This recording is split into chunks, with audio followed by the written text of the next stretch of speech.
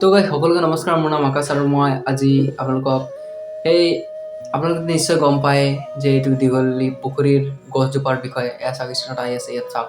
তো আপোনালোকে গম পায় আৰু তাৰ বিষয়ে মই আলোচনা কৰিম। তো ভাল লাগিলে লাইক কমেণ্ট শ্বেয়াৰ কৰি যি নতুন ছাবস্ক্ৰাইব কৰি দিব পৰাক আমি ভিডিঅ'টো আৰম্ভ কৰিম।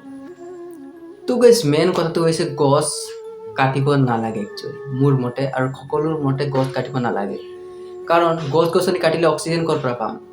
যদি আমাক ৰ'দ লাগে তেতিয়া যদি গছজোপা নাথাকে তেতিয়া আমি ক'ত থাকিম?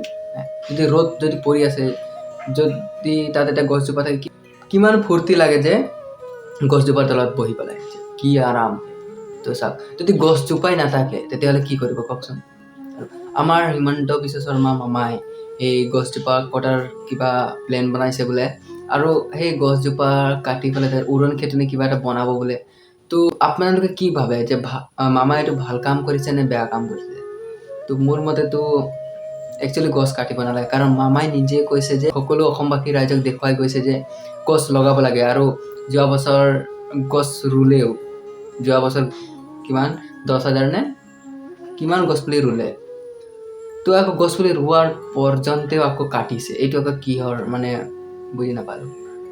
তো গাইজ সৰু মোৰ ইনফৰমেশ্যন আছিলে। তো ভিডিঅ'টো ভাল লাগিলে লাইক কমেণ্ট শ্বেয়াৰ কৰি দিব, আৰু যি নতুন ছাবস্ক্ৰাইব কৰি দিব। যদি কিবা মই ভুল কৰোঁ তো সকলোৰ পৰা মাফি, চৰি।